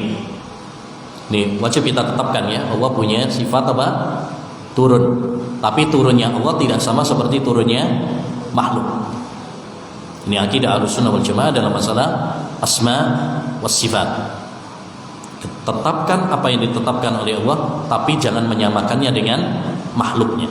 Sebagaimana Allah berfirman dalam surat Asy-Syura ayat 11, "Laisa kamitslihi syai'un wa huwas samiul basir." Tidak ada sesuatu pun yang serupa dengan Allah Subhanahu wa taala, dan Allah Maha mendengar lagi Maha melihat. Pada malam nisfu Sya'ban, lalu Allah mengampuni semua makhluknya. Ini berarti keutamaan. Jadi malam itu adalah malam di mana Allah mengampuni dosa-dosa hambanya. Illa limusyrikin aw musahinin, kecuali dua orang enggak bakalan diampuni oleh Allah. Satu, orang yang berbuat syirik, karena innallaha la yaghfiru ayyushraka bihi wa yaghfiru ma duna dzalika liman yasha. Allah enggak akan mengampuni dosa syirik. Kalau enggak bertobat enggak diampuni. Yang kedua, aw musahinin, orang yang sedang bertikai dengan hambanya, dengan saudaranya. Makanya kita hati-hati ya, jangan sampai kita musuhan, dendam, iri dengan orang. Usahakan kita tidak meninggal dunia kecuali kita tidak ada beban ya dengan urusan orang. Ya, karena urusan dengan orang ini nanti kita akan dituntut besok pada hari kiamat. Urusannya besar, berat. Jadi mari kita menjernihkan hati kita, saling mencintai, saling menghormati, saling menyayangi. Jangan ada iri hati, kebencian di dalam diri kita terhadap saudara kita. Lebih-lebih kita sesama Ahlussunnah wal Jamaah yang udah ngaji-ngaji ini, ayo kita saling apa? Bahu membahu. Ya, ojo sikut-sikutan, ojo tahdir-tahdiran. Sesama Ahlus Sunnah, mari kita mencintai. Ya Ahlus Sunnah, tarahamu fima bainakum fa innakum aqallun nas. Wahai Ahlus Sunnah, karena kalian adalah orang yang paling sedikit jumlahnya. Ojo wis titik tukaran dia. Ya, kita ini udah dikit. Ghuraba. Apa ghuraba? Orang-orang yang asing. Ya, jangan sampai yang sudah sedikit malah kemudian tengkar sendiri-sendiri. Jadi hadis ini walaupun diperselisihkan oleh ulama tentang kesahihannya, Syekh Albani mensahihkan ya. Kalau kita mensahihkan hadis ini, berarti malam nisfu Sya'ban itu malam yang istimewa. Ya. Hanya tidak ada ritual khusus atau amalan khusus yang disyariatkan. Sama seperti tadi apa? Isra Mi'raj itu malam yang istimewa, tapi nggak ada amalan apa? Khusus. Bulan Rajab juga bulan istimewa, nggak ada, tapi nggak ada amalan yang khususnya. Oleh karenanya banyak orang melakukan amalan-amalan khusus di malam nisfu Sya'ban, padahal tidak ada dalilnya. Ya, kita ingatkan. Ya, kita mengenal bid'ah ini bukan untuk kita lakukan, tapi untuk kewaspadaan. Araftu syarra la lisyarri lakin litawaqi wa man la ya'rifu syarra minal khairi yaqa'u fihi. Ya. Aku mengenal kejelekan bukan untuk kulakukan tapi untuk kewaspadaan. Siapa yang tidak mengenal kejelekan, dia akan terjerumus di dalamnya tanpa sadar. Di antaranya salat nisfu Sya'ban, baca Yasin dan doa khusus di malam nisfu Sya'ban. Ya. Ini ada ritual seperti itu, salat khusus nisfu Sya'ban atau yang disebut dengan salatul alfiyah. Ini tidak ada tuntunannya. Demikian juga baca Yasin atau doa khusus Allahumma ya dzal man wa la yamunnu alaik ya dzal jalali wal ikram dan seterusnya. Ini doa yang dibuat-buat, nggak ada asal usulnya dari Nabi Shallallahu Alaihi Wasallam. Kita kalau mau doa, mau zikir, ya cukuplah bagi kita doa dan zikir yang ada tuntunannya dari Nabi Shallallahu Alaihi Wasallam. Ya, adapun doa-doa yang palsu yang disandarkan kepada Nabi Sallallahu Alaihi Wasallam, maka hendaknya bagi kita untuk meninggalkannya. Syekh Ibnu Taimiyah pernah mengatakan, "Alaika bid-du'ail warid wa da'ankal jumal asy-syawarid." Ya, hendaknya kamu berdoa dengan doa-doa yang sahih dari Nabi. Tinggalkan doa-doa yang enggak sahih dari Nabi. Yang kedua, mengadakan perayaan malam nisfu Sya'ban. Nah ini perayaan di dalam Islam itu cuma 2 setiap tahunnya.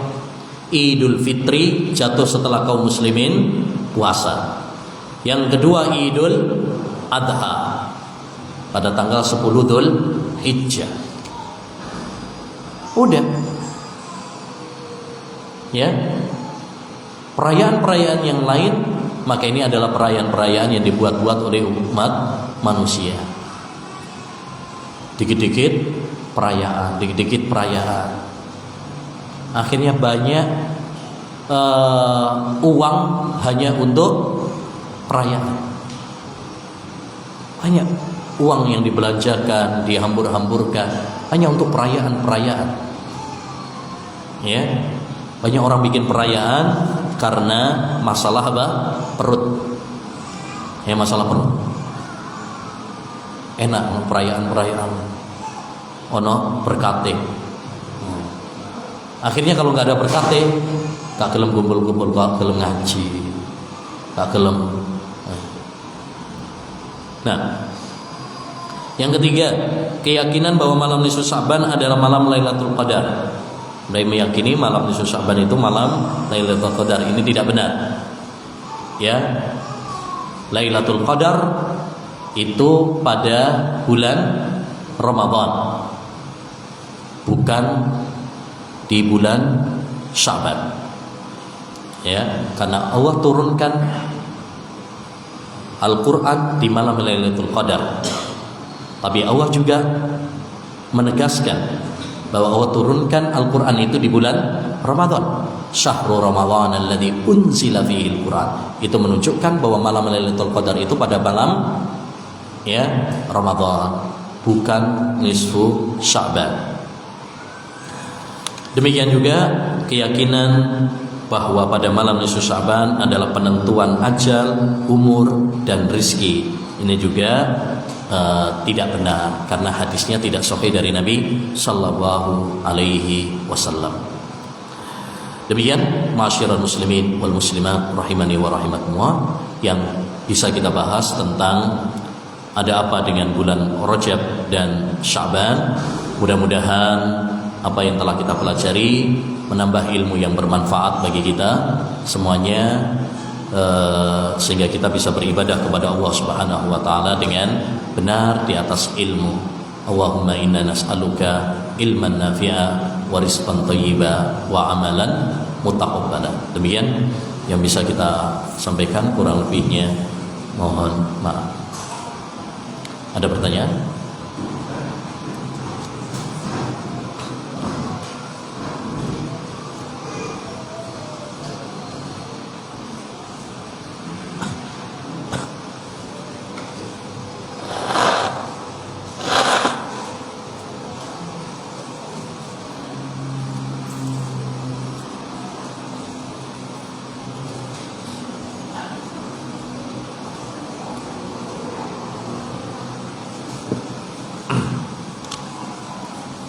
Kalau tidak salah, Anda pernah dengar Imam Malik berkata di antara orang yang tidak boleh diambil ilmunya adalah tukang cerita. Gimana kriterianya? Dai-dai sekarang dalam kajian menyampaikan Al-Quran dan hadis juga, ditambah terjemahannya. Gimana membedakan yang ahli ilmu dengan tukang kisah? Ya, ini disebut oleh para ulama dengan al-qussas. Al-qussas itu artinya tukang cerita, dongeng. Artinya yang mereka sampaikan adalah cerita-cerita yang gak benar. Adapun kalau misalkan seorang dai menyampaikan kisah yang terdapat dalam Al-Quran, itu gak masuk ya, atau cerita yang ada di dalam hadis-hadis Nabi. Kisah itu penting. Cuma yang dimaksud tidak boleh diambil ilmunya dari mereka adalah salah satunya tukang cerita. Itu maksudnya cerita-cerita yang tidak sahih. Karena cerita itu kan ada dua macam. Ada cerita-cerita yang sahih, seperti cerita Ashabul Kahfi ada dalam Al-Quran, cerita-cerita para nabi ada dalam Al-Quran. Ya, kalau cerita-ceritanya benar, maka itu tidak masuk di dalam kategori yang disebutkan oleh Imam Malik atau imam yang lainnya. Ya. Adapun makna al-qussas yang diperingatkan oleh para ulama itu orang-orang yang tukang cerita tapi ceritanya nggak benar. Dan ini banyak dongeng-dongeng, khurafat-khurafat, cerita-cerita nggak ada dalam Quran, nggak ada dalam hadis, cuma mimpi atau beredar dari satu lisan ke lisan lainnya, padahal ceritanya hanya dibuat-buat. Nah, ini biasanya orang-orang sufi. Nah, ini banyak cerita-ceritanya, atau orang-orang Syiah, ya, hanya bermodalkan apa? Cerita-cerita, dongeng-dongeng, bukan dari Al-Quran dan hadis. Ya, ini tidak boleh bagi kita untuk mengambil dari mereka. Bagaimana cara membedakannya? Cara membedakannya adalah dengan ilmu. Kalau kita punya ilmu, kita bisa membedakan mana ustadz yang benar, yang dia sampaikan adalah cerita dari Quran dan hadis, atau cerita-cerita yang konyol, cerita-cerita yang tidak ada referensinya, tidak ada asal usulnya dalam Al-Quran dan hadis. Jadi orang yang menyampaikan sebuah cerita, kita lihat kalau yang dia sampaikan ceritanya memang benar dalam Quran dan dalam hadis, maka ini berarti diterima. Tapi kalau cerita-ceritanya tidak ada dalam Quran dan hadis, hanya dongeng-dongeng, ya, dan ini banyak, atau kadang-kadang cuma ngarang-ngarang ceritanya, ngarang-ngarang nanti kadang bikin cerita-cerita tentang malaikat, tentang hari akhir, tapi nggak ada dalam Quran dan hadis, palsu cerita-ceritanya. Nah, ini yang tidak boleh bagi kita untuk mengambil dari mereka. Ya, cara membedakannya ilmu. Sampean kalau bagaimana cara membedakan antara emas asli sama emas yang palsu KW? Kalau sampean punya ilmu, ya, apalagi zaman sekarang. Zaman sekarang ini bagi orang awam, ya, bagi orang awam yang nggak punya ilmu, sulit membedakan mana ustadz yang benar-benar ustadz, mana yang enggak. Ya, asal tampil di YouTube, di TV, kadang dianggap sebagai ustadz. Padahal tidak seperti itu cara membedakannya. Cara membedakannya dengan ilmu. Dilihat dari isinya. Isi yang dia sampaikan ini benar apa tidak. Kan kita punya akal, ya, kita juga bisa belajar, ya, rujukan kita Quran dan hadis. Jadi kembalikan kepada bukti yang otentik. Kalau yang dia sampaikan sesuai dengan Quran dan hadis, insya Allah ini ustadz yang benar, ya. Tapi kalau yang dia sampaikan banyak bertentangan dengan Quran dan hadis, nah ini berarti nggak benar. Jadi acuan kita adalah Quran dan hadis.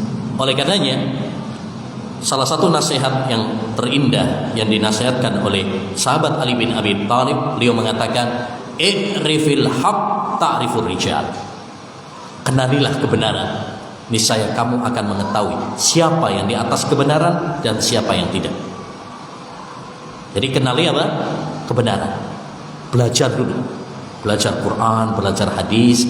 Dengan ilmu ini kita bisa membedakan mana yang benar dan mana yang salah, termasuk mana ustadz yang benar dan mana ustadz yang nggak benar. Ya, ustadz, masya Allah, selalu dalam ilmu yang materi yang dia sampaikan. Allah berfirman demikian dalam Quran. Rasulullah bersabda dalam hadisnya yang sahih Bukhari Muslim begini dan begini. Kan beda sama orang yang omongannya kotor, nggak pakai dalil, ya, omongannya jorok. Kadang ada sebagian dai yang diustadkan, bukan ustad ya, diustadkan. Padahal nggak pernah dia sampaikan Quran dan hadis, ya, yang dia sampaikan adalah pendapat-pendapat saja, ya, pendapat orang atau pendapat dia sendiri. Nah, jadi kita bisa membedakan apabila kita punya ilmu. Wallahu a'lam. Ya. Gimana? Coba dia buka maskernya. Ruwaibidah. Hah?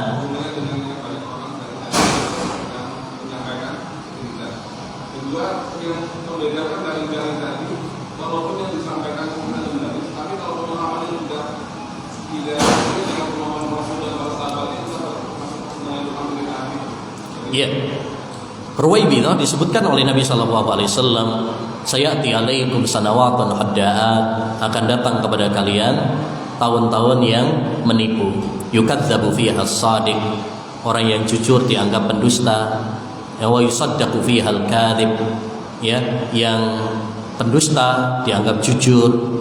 Wa yu'tamanu fiha al-kha'in wa yahunu fiha al-mu'taman, ya, yang terpercaya dianggap berkhianat, yang berkhianat dianggap terpercaya. Wayantiku fiha ruwaibidah, dan pada hari itu orang-orang ruwaibidah berbicara. Qalu wa mar ruwaibidah ya Rasulullah, apa itu ruwaibidah wahai Rasulullah? Ar-rajul tafih yatakallamu fi amrin nas, orang yang bodoh tapi berbicara masalah umat yang besar. Dan itu banyak pada zaman sekarang, ya, orang-orang yang nggak punya ilmu, ya, tapi berbicara apa? Ngawur, ya, berbicara ngawur, masalah-masalah besar, ya, ya, orang-orang liberal dan sebagainya, orang-orang yang di dalam hati mereka terdapat apa? Penyakit. Satu contoh saja, baru hari ini atau kemarin saya baca. Ada yang orang liberal mengatakan salah satunya, untuk apa adzan itu dikeraskan? Ya, untuk manggil siapa? Tuhan nggak perlu dipanggil, nggak perlu dipanggil. Artinya nggak butuh pakai pengeras suara, karena Tuhan tidak tuli. Ya, yang bilang adzan untuk manggil Tuhan itu siapa? Adzan itu bukan untuk manggil Tuhan, tapi untuk manggil manusia beribadah kepada Tuhan mereka. Nah, ini kan, ini salah satu contoh saja nih, ruwaibidah. Orang bodoh tapi berbicara tentang masalah umat, masalah agama, dan ini yang berbahaya. Ya, ini yang berbahaya. Nah, sekarang silih berganti, ya, fitnah-fitnah terjadi terutama di media sosial. Di media sosial banyak orang-orang ruwaibidah yang nggak punya ilmu tapi diustadkan, dianggap berilmu sehingga berbicara masalah-masalah yang besar, yaitu ruwaibidah namanya. Nah, apa tadi yang kedua, Pak?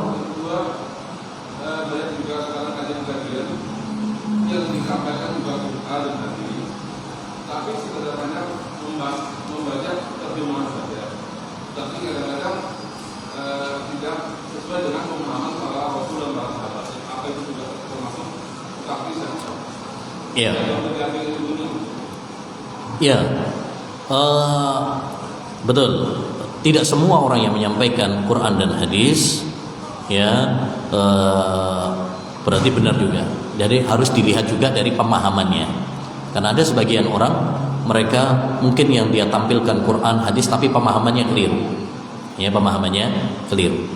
Ya, makanya di sini pentingnya bagi kita memahami Quran dan hadis itu dengan pemahaman salafus saleh, pemahaman para sahabat. Ya, pemahaman para sahabat Nabi sallallahu alaihi wasallam. Ya, adapun pakai terjemah atau tidak terjemah itu bukan acuan. Ya, bukan acuan, karena bisa jadi orang mungkin pakai terjemahan tapi pemahamannya benar. Ya, pemahamannya benar. Mungkin dia ada kekurangan. Ya, saya juga pakai terjemahan ini, bukunya pakai terjemahan. Jadi yang paling penting adalah yang disampaikan. Ya, apakah yang disampaikan adalah benar, Quran, hadis sesuai dengan pemahaman para sahabat ataukah tidak? Adapun dia pakai terjemahan atau tidak itu bukan acuan, ya, bukan acuan. Wallahu a'lam. Ya.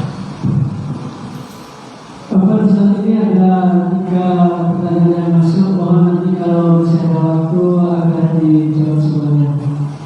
Yang pertama adalah tadi Ustaz menyampaikan bahwa untuk menghadapi bulan Ramadan hendaknya kita selalu berdoa agar dipertemukan dengan bulan yang penuh berkah itu. Ya. Akan tetapi Ustaz tadi belum menyampaikan isi doa tersebut dan mohon kami diajarkan. Tidak ada doa khususnya, nggak ada. Ya, doa khususnya tidak ada. Ada riwayat tadi, Allahumma barik lana fi Rajab wa Sya'ban wa ballighna Ramadan, tapi itu tidak sahih. Ya, tidak sahih. Jadi doa dipertemukan dengan Ramadan itu umum. Ya, umum. Jadi antum bisa berdoa sendiri-sendiri dengan bahasa masing-masing, ya, bisa. Ya Allah, pertemukan saya dengan bulan Ramadan. Allahumma ballighna Ramadan, atau Allahumma, ya Allah, mudahkan saya untuk bisa bertemu dengan bulan Ramadan. Ya, berikan saya kemudahan untuk beribadah di bulan Ramadan. Ya, dan lain sebagainya. Ya, pakai bahasa apapun bisa. Allah Subhanahu wa taala faham. Mau pakai bahasa Madura, mau pakai bahasa Jawa, ya, mau pakai bahasa Indonesia, tapi kalau bisa pakai bahasa Arab lebih bagus, karena bahasa yang paling bagus adalah bahasa Arab. Wallahu a'lam. Kemudian yang kedua, Ustaz, tetangga saya aktif melakukan puasa Rajab kalau orang Jawa bilang. Kemudian suatu ketika tetangga saya ini mengatakan kalau toh hadis yang menjelaskan tentang keutamaan bulan Rajab ini tidak sahih, maka kami niatkan untuk persiapan menjelang bulan Ramadan. Ini bagaimana dengan hal tersebut? Nah, itu yang diluruskan niatnya. Ya, diluruskan niatnya. Kita sudah menyampaikan tadi, kalau memang niatnya adalah puasa Senin Kemis, niatnya adalah puasa Daud, ya, sekaligus untuk latihan untuk bulan Ramadan, tidak mengapa. Tapi kalau dia niatnya adalah puasa Rajab, ya, puasa yang ada keutamaannya khusus di bulan Rajab, ini yang ya tidak benar, karena hadis-hadis yang berkaitan dengannya adalah tidak sahih. Innamal a'malu bin niat. Setiap amalan itu tergantung kepada niatnya. Makanya di sini harus ditentukan niatnya dia apa. Ya, kalau dia niatnya adalah puasa Rajab, ya, nah itu yang tidak benar, karena berarti beribadah bukan pakai hadis yang sahih.